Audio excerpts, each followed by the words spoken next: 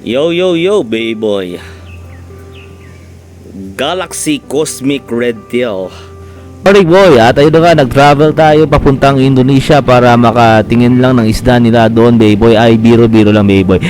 Pumunta ako kanina kay Master para kumuha ng mga isda niya, yung Galaxy Red Tail, or tinatawag nila sa Maynila na Cobra Red Tail, Snakeskin Red Tail, whatever it is, baby boy. Joke lang. At ito na nga yung purple lace, meron din siya purple lace dito, baby boy, para madalawang linya namin. At kaya sa isang master ko meron doon, ay doon kami kumuha. Magandang hapon boy, ayun na nga baby boy, grabe ka pula yung Galaxy ni Master ko. At ayun na nga baby boy, humingi ako sa kanya ng mga meal Syempre wala akong male boy para makapag-outcross tayo. May mga virgin tayo na mga female dito. Baby please, you're in my mind and the fantasy. Kaya ayun baby boy Alright, pipiliin natin boy yung female boy na pantay yung kanilang buntot na parang delta.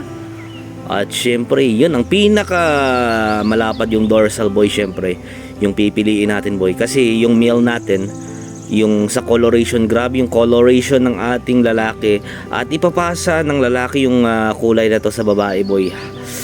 Kaya ayun, yung katawan na lang boy, yung babae boy, pipili tayo ng napakagandang babae. Baby please, you're in my mind and the fantasy please Yun ang discard boy. Kailangan boy yung dorsal ng female na makuha natin boy, yung nung tawag dito yung pantay na pantay ba boy, yung nagle letter C nga sabi ng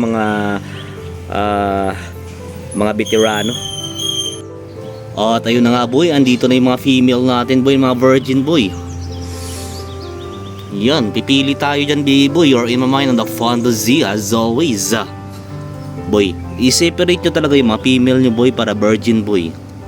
Alright, para malaman natin boy kung totoo nga, kung ano ba yung resulta ng pag-outcross natin boy. Kailangan boy bata pa i-separate nyo.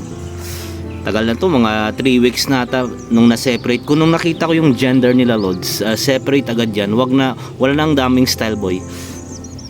Ayun, yun ang discarding natin boy.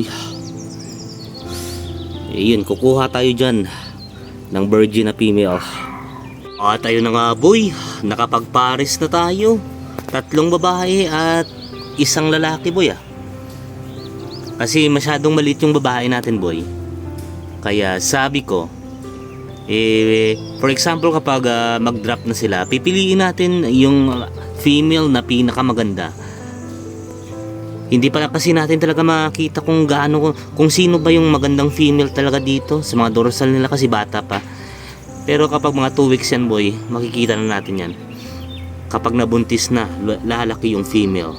Alright, yan yung napili natin boy. At ayun na nga boy, papakita ko lang muna sa inyo boy yung blue topaz ko boy yung nag-champion dito sa amin. Ito yung nag-champion na blue topaz boy sa Iloilo City last na tawag dito na show. So sinigurado ko boy na hindi anong tawag dito, hindi magkapatid yung lalaki at babae. At sinigurado natin boy na yung babae boy delta na delta talaga. Kaya ayun, yung male na to hindi sila magkapatid ng babae. Yun lang talaga boy para hindi mag-inbreeding. Yun lang talaga yung discarding natin dyan. At malay mo mga 2 generation mag-outcross tayo sa kay Ryan Perez na linya. Doon sa kaibigan ko meron siya kay Ryan Perez. Kaya yun, ganda baby boy no. At ayun boy, yung ating cobra at mga lace natin boy. Tingnan nyo boy, kalmante na kalmante sila boy, hindi nag-aaway boy. Yung may diskarte tayo dyan boy sa mga bagong pala dyan na hindi alam yung mga diskarte, sana ma-follow nyo yung ating TikTok, YouTube at Facebook. Hanapin nyo lang, i-search ninyo Uncle's Gapi. Yun lang talaga yung mga diskarte kasi boy no, na para hindi mapunit yung, ayun nag-aaway yung dalawa para hindi mapunit yung buntot nila, kailangan hindi sila mag-aaway. Yun, 20 gallons ata yung tangke na to. Medyo may kalakihan to yung tank na to boy. Yung mga cobra Zinga Blue natin boy. Ito 10 gallons ata to. Mga medyo may kalakihan, or 12 gallons. Malapit sa 15 to. may kalakihan ata yung mga pinagawa ko mga huling mga no tawag boy yung mga tangke natin boy.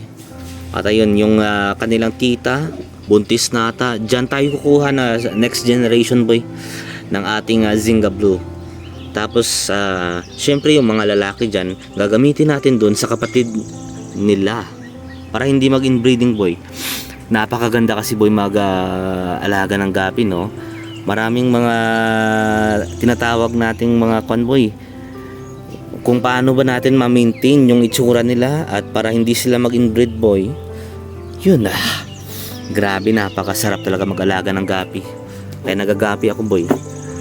Mga challenges, ay grabe lods. Higanti ata yan no, parang babae yung katawan boy oh. Kaya yun boy, tinitingnan ko dito kasi boy kung sino yung maghihigante yung katawan boy. Yun, nakita ko na mga 3 ata dito boy. Yung nakita ko na parang maghihiganti, ayun maghihiganti yan boy oh. Habang lumalaki mga yan boy. Na ano ko na to, yung ginamit ko yung nag-champion dito sa amin sa show na lalaki at binalik ko sa anak niya na babae boy. Tapos yung mga lalaki na to ibabalik ko sa tita nila. Yun. Nice one boy ah. Alright, ang gaganda ng mga HB White natin boy. Bata pa kasi boy. Kapag bata pa, hindi pa nag-i-stretch yung buntot nila boy. Kapag tumanda to, mag-i-stretch. Pagkatapos niyan, puputi yung buntot nila. Katulad sa mga ivory mosaic, yellow sa una. Habang tumatagal, pumuputi boy. Ganyan rin dito ata. Love you lods.